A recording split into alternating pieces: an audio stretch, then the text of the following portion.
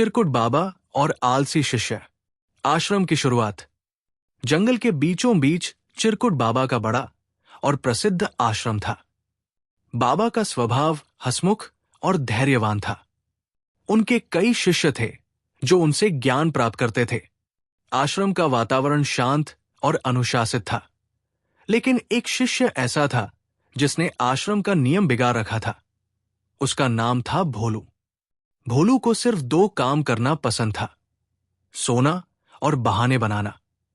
जहां बाकी शिष्य सुबह जल्दी उठकर योग और ध्यान करते, वही भोलू देर तक खर्राटे मारता रहता। भोलू की बहानेबाजी। एक दिन बाबा ने सभी शिष्यों को बुलाया और कहा, चिरकुट बाबा, आज आश्रम की सफाई का दिन है।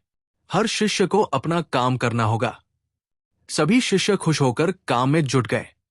भोलू ने आंखें मलते हुए बाबा से कहा, भोलू, बाबा, मुझे तो रात में सपना आया था कि झाड़ू लगाना मेरे लिए अशुभ है। अगर मैंने झाड़ू लगाई तो पूरा आश्रम खतरे में आ जाएगा। बाबा मुस्कुराए और बोले, चिरकुट बाबा, अच्छा, तो तुम बगीचे में पानी दे आओ, उसमें तो कोई खतरा नहीं होगा। भोलू ने तुरंत दूसरा बहाना बनाया, भोलू, बाबा, आज मेरे हाथ पैर में दर्द है। लगता है ध्यान करते करते मांसपेशियां जाम हो गई है। बाबा ने अपना माथा पकड़ लिया। आलस का अंजाम। एक दिन बाबा ने तय किया कि भोलू को सबक सिखाना जरूरी है। उन्होंने सभी शिष्यों से कहा, कल आश्रम में राजा का विशेष दूत आने वाला है। आश्रम का हर कोना चमकना चाहिए।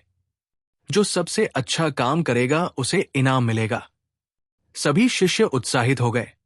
भोलू भी इनाम का नाम सुनकर चौकन्ना हो गया। उसने सोचा, अगर इनाम में मिठाई मिली तो मुझे जरूर मेहनत करनी चाहिए। लेकिन अगर बाकी शिष्य काम कर देंगे तो मुझे मेहनत क्यों करनी पड़ेगी? अगले दिन भोलू आराम से पेड़ के नीचे लेट गया और सो गया। दूत का स्वागत और भोलू की बेइज्जती। दोपहर को राजा का दूत घोड़े पर सवार होकर आश्रम पहुंचा। भोलू को बाबा ने विशेष रूप से स्वागत की जिम्मेदारी दी थी। लेकिन भोलू उस समय खर्राटे मारकर सो रहा था। दूत ने घोड़े से उतरते ही देखा कि स्वागत के लिए कोई नहीं है।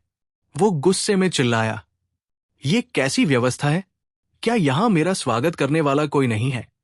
भोलू हड़बड़ाकर उठा और दौड़ते हुए दूत के पास गया। लेकिन जल्दबाजी में वो कीचड़ में फिसल गया और सीधे दूत के पैरों पर गिर पड़ा। दूत नाराज होकर बोला, ये कैसा स्वागत है? मैं तो सोचता था कि चिरकुट बाबा का आश्रम अनुशासन का प्रतीक है।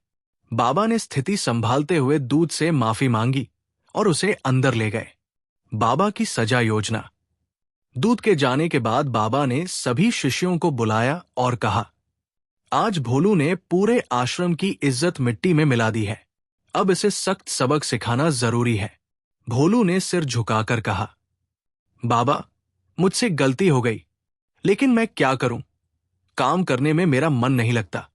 बाबा ने मुस्कुराते हुए कहा, ठीक है, अब से तुम्हें ऐसा काम मिलेगा जिसमें मेहनत बिल्कुल नहीं करनी पड़ेगी। तुम सिर्फ गधा चराओगे। भोलू चौंक गया।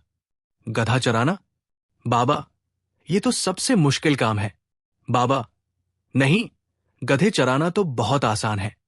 बस उन्हें खाना खाने दो और उनके पीछे घूमते रहो। गधा चराने का सबक। अगले दिन भोलू गधे चराने के लिए जंगल गया। लेकिन गधे इतने शैतान थे कि एक इधर भागता तो दूसरा उधर। भोलू का हाल बेहाल हो गया। उसने सोचा, बाबा ने तो कहा था कि ये आसान काम है, लेकिन ये तो मेरी जिंदगी का सबसे बड़ा परीक्षा बन गया है। शाम को थकाहारा भोलू आश्रम लौटा। उसके कपड़े फटे हुए थे और पूरे शरीर पर धूल लगी थी। बाबा ने उसे देखा और मुस्कुराते हुए पूछा, तो भोलू, गधा चराना आसान था या आश्रम के काम? भोलू ने हाथ जोड़कर कहा, बाबा, अब मैं कभी काम से नहीं भागूंगा। आश्रम के छोटे से छोटे काम भी गधे चराने से आसान है।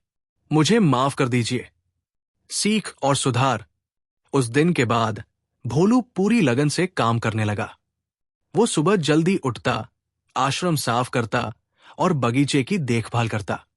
बाकी शिष्य उसकी मेहनत देखकर दंग रह गए।